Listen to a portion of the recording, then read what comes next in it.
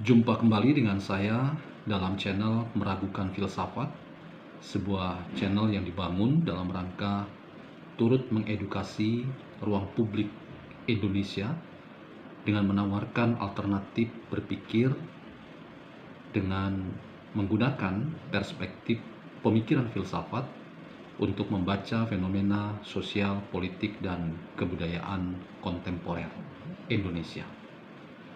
Teman-teman, pada kesempatan kali ini saya ingin membagi sebuah hasil bacaan saya ketika saya mencoba mendalami salah satu genre pemikiran filsafat yang disebut dengan pemikiran filsafat post-strukturalisme. Aliran pemikiran filsafat post-strukturalisme seringkali disematkan pada kelompok pemikir yang berasal dari Prancis. Banyak pemikir Prancis yang disebut sebagai para filsuf pemikiran beraliran post-strukturalisme. Post-strukturalisme itu sendiri berarti upaya untuk melampaui sebuah aliran berpikir filsafat yang juga seringkali disematkan dengan alam berpikir filsafat Prancis, yaitu strukturalisme. Apa yang dilakukan oleh para pemikir atau para filsuf post-strukturalisme?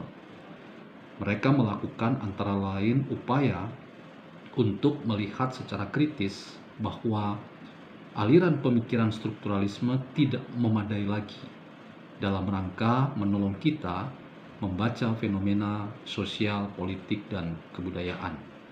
Salah satu dari kelemahan pemikiran strukturalisme adalah pandangan mereka yang sangat anti sejarah. Ada pandangan bahwa sebuah wacana berpikir atau sebuah cara berpikir itu adalah cara berpikir yang terbebas dari berbagai macam relasi-relasi atau berbagai macam pemikiran-pemikiran, sehingga pemikiran itu berdiri sendiri tanpa ada ikatan sosial, politik, dan kebudayaan. Sebuah wacana berpikir dianggap berdiri sendiri. Ia netral dari relasi-relasi yang memunculkan sebuah wacana berpikir. Bahkan sikap antihistoris itu kemudian membuat strukturalisme itu menjadi sebuah cara berpikir yang tidak mementingkan lagi, bahkan mengabaikan bagaimana sebuah wacana berpikir itu akhirnya terbebas dan tercabut dari akar-akar konteks dan situasi di mana sebuah pemikiran itu muncul dan berkembang. Disitulah kekuatan dari pemikiran filsafat post-strukturalisme yang salah satunya ingin mengisi kekurangan aliran pemikiran filsafat strukturalisme dengan mengingatkan kepada kita bahwa sebuah wacana berpikir itu tidak pernah bebas dari konteks atau situasi, dari munculnya sebuah wacana berpikir, sehingga setiap wacana berpikir itu selalu merupakan pemikiran yang tertambat pada realitas dan konteks sejarahnya. Kita melepaskan wacana berpikir dari konteks sejarahnya, itu sama dengan kita tidak menemukan akar-akar, ikatan-ikatan, dan jejaring-jejaring pemikiran yang memunculkan sebuah cara berpikir tertentu.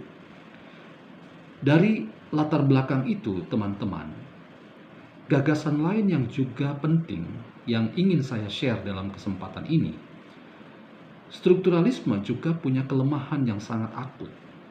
Ketika kata dan tindakan itu dipisahkan secara diametral.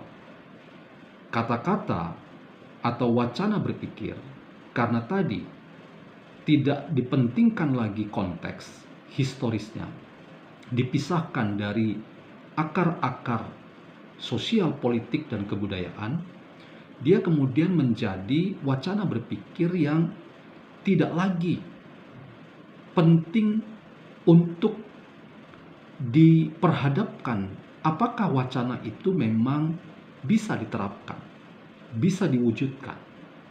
Wacana itu kemudian terpisah dari orang yang berwacana atau orang yang berpikir dan mengatakan sesuatu, tetapi orang tersebut tidak pernah diharapkan atau dituntut dalam rangka ia mewujudkan sebuah tindakan. Tindakan tidak menentukan wacana berpikir seseorang. Tindakan adalah aspek lain. Wacana adalah aspek lain yang terpisah atau berjarak dari tuntutan untuk mewujudkan wacana itu dalam tindakan-tindakan yang nyata, yang konkret. Sebaliknya, kekuatan pemikiran filsafat poststrukturalisme adalah sebuah wacana karena ia lahir dari konteks sejarah tertentu dan punya ikatan jejaring relasi dengan konteks sosial, politik, dan kebudayaan, maka seorang yang menuangkan gagasan, pemikiran, atau wacana tertentu, ia dipanggil, dituntut untuk bisa mewujudkan apa yang dia pikirkan, yang ia katakan dalam tindakan-tindakan yang nyata. Itulah kekuatan dari pemikiran filsafat poststrukturalisme, bahwa wacana berpikir tidak boleh hanya selesai sebagai urusan kata atau retorika, tetapi kata dan retorika itu harus diukur apakah ia bisa melahirkan tindakan-tindakan yang konkret. Dalam konteks itu saya ingin mengatakan bahwa filsafat poststrukturalisme adalah pemikiran filsafat yang menolong kita untuk tidak mengingkari janji pada kata yang kita ucapkan, wacana yang kita tuturkan, yang itu kemudian melahirkan tindakan yang konkret. Kita tidak boleh mengingkari wacana. Caranya adalah dengan wujudkan kata-kata itu dalam tindakan-tindakan yang nyata, yang konkret. Berangkat dari analisis sederhana memahami pemikiran filsafat poststrukturalisme tersebut, saya ingin mengajak kita untuk membayangkan bagaimana seorang Setiawan Djodi yang kita kenal sebagai seorang aktivis politik, bahkan seorang musisi yang memiliki nama bagi insan musik Indonesia dengan satu genre pemikiran dan bait-bait narasi lagu yang seringkali berisi tentang drama kehidupan yang sangat menyentuh bagi banyak kalangan. Ia seringkali melakukan kritik sosial, politik, kebudayaan dari bait-bait lagu yang dimainkannya. Dalam satu kali postingan di media tertentu, ia misalnya mengatakan bagaimana seorang pemimpin seperti Ibu Megawati Soekarno Putri dalam satu kali tindakan untuk membuat sebuah pertemuan dengan Pak Prabowo Subianto, lalu melahirkan perjanjian batu tulis.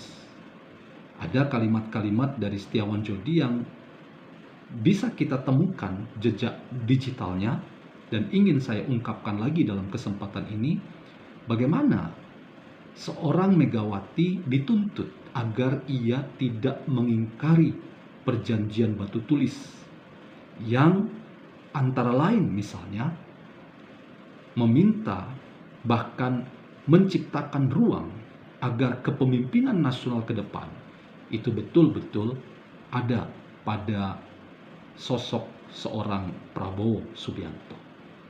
Nah, kalau benar seperti itu apa yang diungkapkan oleh Setiawan Djodi, harapannya agar Ibu Megawati Soekarno Putri tidak mengingkari janji dari perjanjian batu tulis bahwa the next pemimpin itu adalah Prabowo Subianto, maka kita bisa kemudian mengatakan bahwa dari perspektif pemikiran filsafat poststrukturalisme, Setiawan Djodi sebetulnya juga ingin mengungkap sebuah nilai penting dari pemikiran filsafat poststrukturalisme, bahwa seorang pemimpin itu adalah pemikirannya, tutur katanya, wacana-wacana yang diucapkan, tetapi juga konsistensinya untuk mewujudkan apa yang dipikirkan dan wacana yang diucapkan dalam tindakan, setia pada janji yang telah diucapkan. Tidak cukup seorang pemimpin hanya memiliki deretan retorika, wacana yang memperlihatkan ia sangat populis dan ingin berada terus di hati masyarakat atau rakyat kecil, rakyat kebanyakan, tetapi kita tidak bisa menagih janji. Apakah wacana dan retorikanya untuk betul-betul ingin berbakti bagi kepentingan yang lebih besar, itu bisa terbukti lewat konsistensinya untuk mewujudkan apa yang pernah ia katakan sendiri. Harapan seorang Setiawan Djodi ketika itu dikatakan kepada media luas bahwa ada perjanjian batu tulis yang dibuat antara diri Ibu Mega dengan Pak Prabowo, bahwa kepemimpinan bergilir itu sudah waktunya diberikan kepada Prabowo Subianto untuk Indonesia ke depan. Rasanya menolong kita untuk memiliki contoh yang baik bahwa pemikiran filsafat poststrukturalisme yang sebaiknya ada dalam penghayatan para pemimpin kita itu adalah bagaimana wacana berpikir dan tutur kata lewat deretan kata-kata retorika yang dibangun oleh seorang pemimpin itu memang terbukti dalam konsistensinya untuk tidak mengingkari janji, termasuk dalam hal ini janji pada perjanjian batu tulis. Teman-teman, apa yang saya katakan ini hanya ingin menggugah pemikiran kita semua, berimajinasi bahwa hakikat dari keutuhan seorang pemimpin atau siapapun yang ingin bergelut di dunia politik praktis itu adalah ia memiliki keutuhan atau kesatuan yang holistik, mulai dari pemikiran, perkataan, dan tindakan. Dalam konteks perjanjian batu tulis, apa yang dikatakan oleh Setiawan Djodi itu menjadi contoh bahwa ada perjanjian yang katakanlah itu adalah sebuah retorika politik atau wacana politik, tetapi pertanyaannya adalah, beranikah pemimpin untuk setia pada perjanjian yang pernah dibuat? Kesetiaan pada perjanjian yang pernah dibuat itu menandai sebuah perspektif yang holistik dari apa yang dinamakan dengan keutuhan pikiran, perkataan, perbuatan yang satu padu pada citra seorang pemimpin. Perspektif pemikiran filsafat poststrukturalisme menolong kita membayangkan tentang apa yang seharusnya dimiliki oleh seorang pemimpin, yaitu pikiran, perkataan, dan perbuatan adalah kesatuan yang padu. Karena itu, kita bisa membuat semacam statement ringkas. Filsafat poststrukturalisme itu adalah filsafat yang ingin agar kita tidak mengingkari janji-janji yang pernah kita buat.